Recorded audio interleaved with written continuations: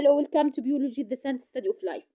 Ecological succession. Changes in community composition and structure are most apparent for after some disturbance, such as a glacier or a volcanic eruption, strips away all the existing vegetation. The disturbed area may be colonized by a variety of species, which are gradually replaced by other species, which are in turn replaced by still other species, a process called ecological succession. When this process begins in a virtually lifeless area where soil has not yet formed, such as on a new volcanic island or in a rubble moraine left behind by a retreating glacier, it is called a primary succession. Often the only life forms initially present are autotrophic prokaryotes, lichens, and mosses, which grow from wind blown spores, are commonly the first microorganisms or microscopic photosynthesizers to colonize such areas. Soil develops gradually as rocks wither and organic matter accumulates from the decomposed remains of the early colonizers. Once soil is present, the lichens and mosses are usually overgrown by grasses, shrubs, and trees that sprout from seeds blown in from nearby areas or carried in by animals. Eventually, an area is colonized by plants that become the community's prevalent from of vegetation. Producing such a community through a primary succession may take hundreds or thousands of years. Secondary succession occurs when an existing community has been cleared by some disturbance that leaves the soil intact, as in Yellowstone following the 1988 fires. Often the area begins to return to something like its original state. For instance, in a forested area that has been cleared of farming and later abandoned, the earliest plants to recolonize are often herbaceous species that grow from wind-blown or animal-borne seeds. If the area has not been burned or heavily grazed, woody shrubs may in time replace it most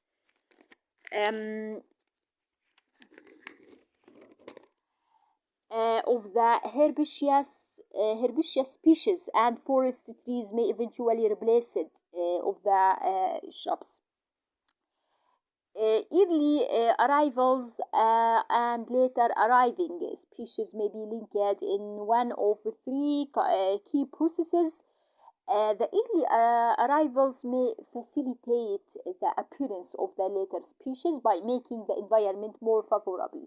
For example, by increasing the fertility of the soil. Alternatively, the early species may inhibit establishment of the later species, so that successful colonization by later species occurs in spite of, rather than because of, the activities of the early species. Finally, the early species may be completely independent of the later species, which tolerate conditions recreated early in succession, but are neither helped nor hindered by early species. Let's look at how these various processes contribute to primary succession in one specific example.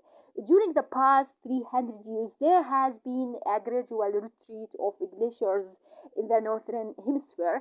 As the glaciers retreat, they leave moraines. Researchers can determine the age of these post-glaciation areas of moraine from the age of the new trees growing on the moraine, or in the last 18 years by direct observation. Ecologists have conducted the most extensive research on moraine succession at Glacier Bay in southeastern Alaska. Since about 1760, the glaciers there have retreated about 98 kilometers, an extraordinary retreat rate of almost 400 meters per year, as shown in this video.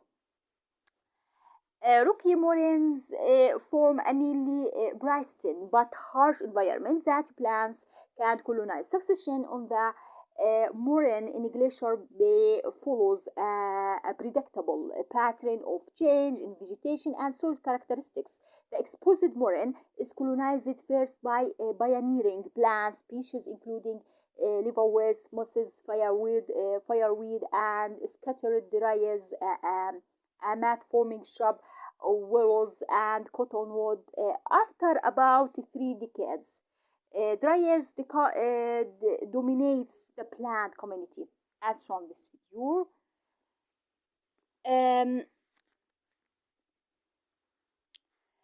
Um, a few decades later, the area is invaded by alder alnos, which eventually forms dense, pure thickets up to 9 meter tall. These alder stands are overgrown by Stica spurus, which after another century forms a dense forest. Western hemlock and mountain hemlock invade the spruce stands, and after another century, the community spruce hemlock forest. This forest, however, endures only on well-drained slopes in areas of poor drainage. The forest floor of this spruce hemlock areas of poor drainage forest is invaded by sphagnum mosses, which hold large amounts of water and acidify the soil. The trees in such an area die because the soil is waterlogged and too oxygen deficient to sustain their roots, and the area becomes a Sifugum bog. Thus, by about 300 years after glacial retreat, the vegetation consists of sphagnum bogs on the poorly drained flat areas and spruce hemlock forest in the well-drained slopes. How is succession in glacial moraines related to the environmental changes caused by transition in the vegetation? The bare soil exposed as the glacier retreats is quite basic, with a pH of 8.0, 8.4 due to the carbonate compounds in the parent rocks. The soil pH falls rapidly as vegetation arrives, with the rate of change depending on the vegetation type. The most striking change is caused by spirals. The composition of acidic spruce needles reduce the pH of the soil from 7.0 to approximately 4.0. The soil concentrations of mineral nutrients also show marked changes with time.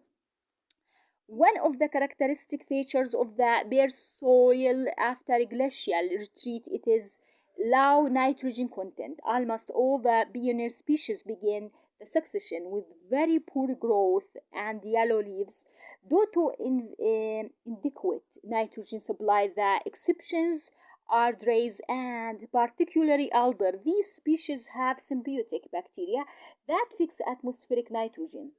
Soil nitrogen increases rapidly during the alder stage of succession, as shown in this figure. The spruce